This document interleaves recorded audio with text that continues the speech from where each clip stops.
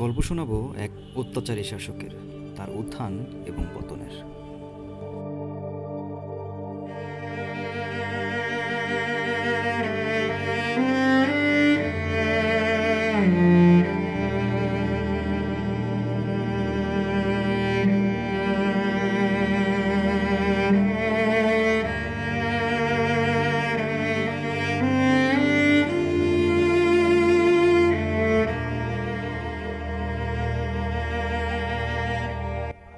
জমিদার রামরতন ব্যানার্জি সর্বপ্রথম 1889 সালে প্রায় 60 বিঘা জমির উপরে এই জমিদার বাড়িটির বানানোর কাজ প্রথমে শুরু করেন।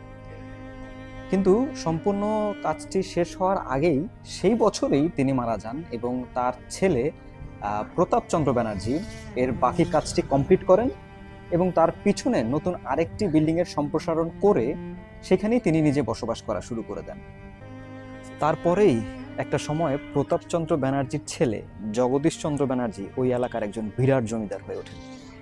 ওই সময়ে জগদীশচন্দ্র ব্যানার্জি খুবই বিখ্যাত একজন ব্যক্তি ছিলেন।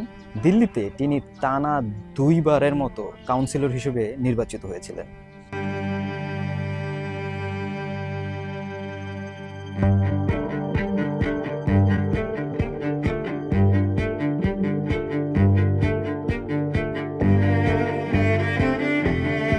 প্রজাদের প্রার্থনার সুবিধার্থে তখন তিনি বিভিন্ন ধর্মীয় প্রতিষ্ঠান নির্মাণ করা ও অনেক রকমের পুকুর খননের কাজ করেছিলেন।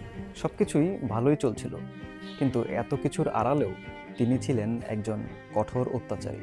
তার প্রজারা যদি সঠিক সময় মতো কেউ খাজনা না দিতে পারত, তাহলে তাদেরকে কখনো ডেকে মাথা ন্যাড়া করে দিতেন, কখনো প্রচুর মারধর করতেন, আবার এমনকি প্রজাদের ঘরবাড়িতেও আগুন জ্বালিয়ে দিতেন। এক পর্যায়ে এই অত্যাচারের মাত্রা বাড়তেই থাকে এবং শুরু হয়ে যায় ক্ষমতার অপব্যবহার। প্রায় 150 বছরের পুরনো জমিদার বাড়ির অবস্থা বর্তমানে কিরকম হতে পারে আসুন।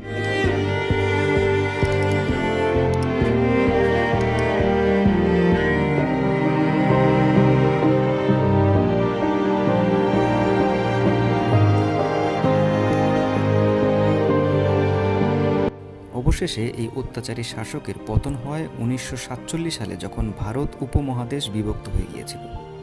তখন জগদীশচন্দ্র ব্যানার্জি তার পরিবার নিয়ে কলকাতায় পাড়ি জমান এবং তার জমিদার বাড়িটি পরিত্যক্ত অবস্থায় পড়ে থাকে। তারপর 1948 সালে তৎকালীন সরকার এটাকে হাসপাতালে রূপান্তরিত করেন।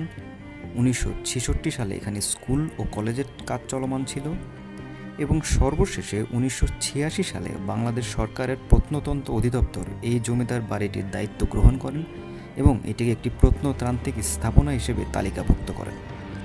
রাজধানী ঢাকা থেকে মাত্র 1 ঘন্টার দূরত্ব রূপগঞ্জে অবস্থিত এই জমিদার বাড়িটি। বর্তমানে এটিকে মুরাপাড়া সরকারি কলেজ হিসেবেই চিনেন এলাকার লোকজন।